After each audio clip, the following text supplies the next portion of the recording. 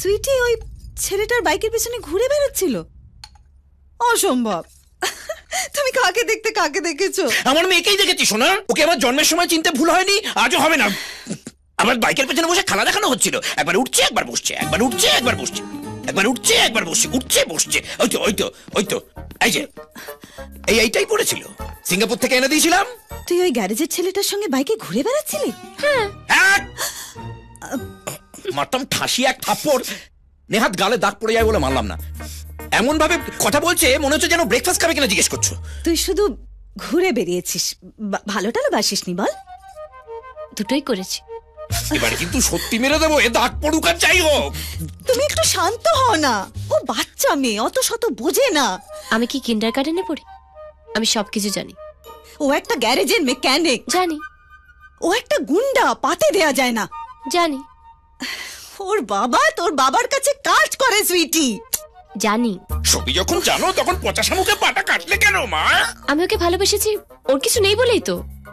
আমি বলছি শোনো, এটা আমার মেয়ে নয়, হসপিটালে পাল্টাপাল্টি হয়ে গেছে। তবে তুমি যার মেয়েই হও মা, এতদিন টাকা ঢেলেছি তো তোমার পেছনে, আমার কথা তোমায় শুনতেই হবে। সুইটে সুইটে এদিকে এদিকে এসো। আমার কথা না শুনে তুমি এদিকে এসো বলছি। সুইটে সুইটে দরজা খোলো। ঠিক আছে, দরজা খুলবি না তো তুই? দেখ সাইটে গিয়ে আদির বাপের কল কবজা কিরকম খুলে নি, দেখ তুই।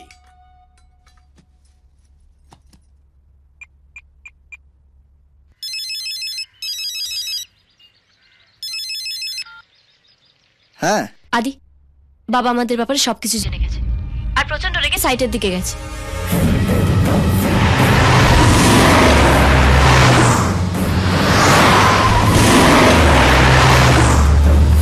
তুমি কিন্তু তাড়াতাড়ি সাইটে পৌঁছাও। আমার বাবা তোমার বাবাকে মারধরও করতে পারে কিন্তু।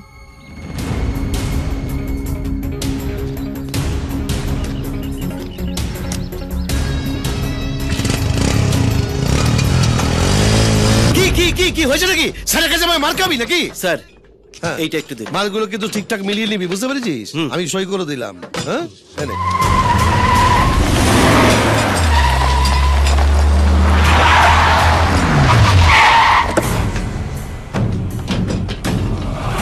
বাচ্চাটা কোথায়?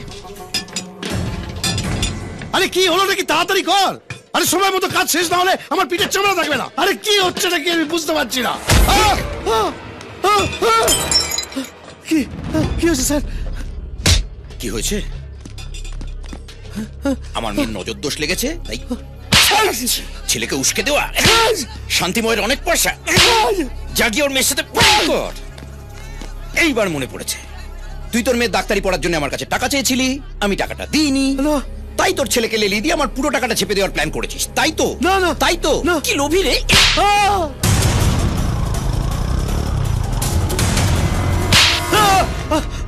এই এদিকে এদিকে, উত্তর না দিয়ে চলে যাচ্ছিস কেন? মাঝি বিশ্বাস করুন স্যার, আমি ওকে বারণ করেছিলাম। ঠাকুরের দিব্যি। হ্যাঁ, ওই ঠাকুরেরই তো জলপড়া দিয়েছিস, নইলে আমার মেয়ে একদিন ধরে ছেলে পেটাতো। হঠাৎ তোর ছেলের প্রেমে পড়বে কেন? অনেক আগে সাবধান করেছিলাম, এরপরে বাড়াবাড়ি করলে পা ধরার জন্য তোর হাতও থাকবে না, তোর ছেলেও থাকবে না। বড়দের কথা শুনতে হয়, নইলে নইল হতে হয়। এবার তোকে কি বাঁচাবে বল? কি বাঁচাবে? ঠাকুর? ये हाथ मुझे दे दे ठाकुर, ये हाथ मुझे दे दे।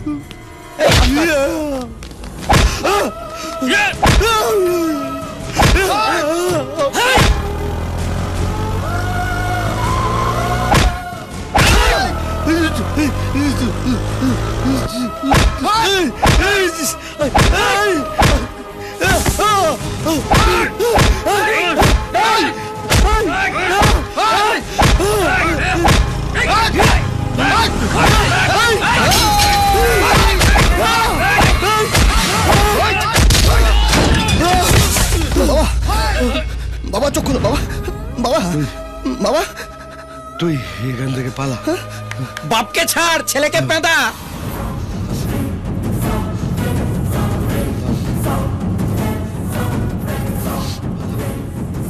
আয় কে আসবি? আয় কে আছিস? আয়, সব করে খরচা কথা।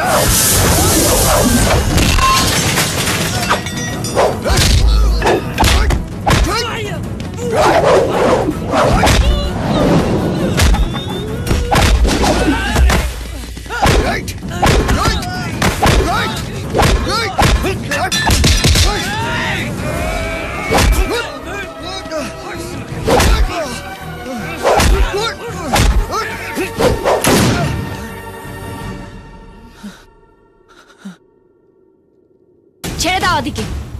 তুমি যদি আদিকে কিছু করো আমি কিন্তু নিজেকে শেষ করে দেবো বাবা। পাগল হয়ে গেছিস তুই? পাপ খেসামে একটু আধটু গুণ তো বাবার পাবোই। তুমি টাকার জন্য পাগল আর আমি ভালোবাসার জন্য। এটা ভালোবাসা নয়, ভালো মতো ফাঁসা। তোকে ফাঁসিয়েছে। এসব আমার টাকা পয়সা ঝাড়ার প্ল্যান।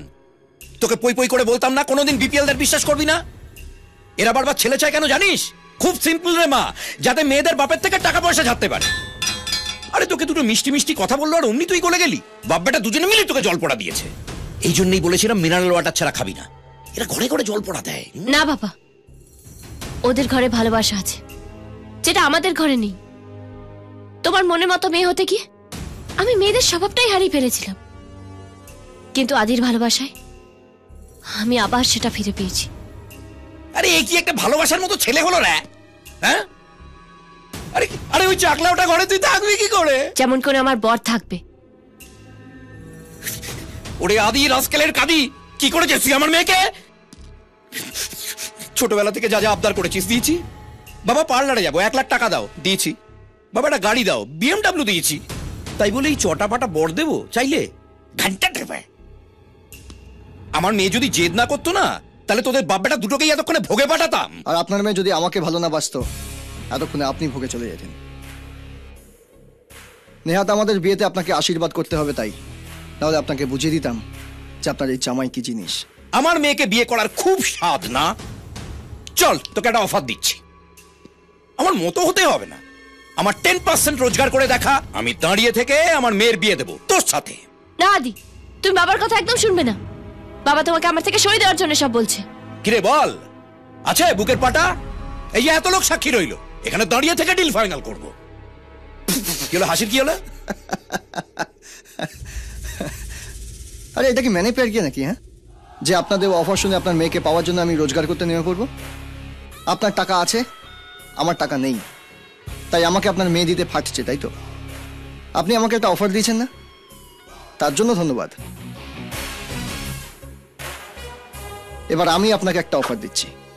6 মাস। 6 মাসের মধ্যে যদি আমি আপনাকে আমার বাবার পজিশনে নামিয়ে আনতে না পারি,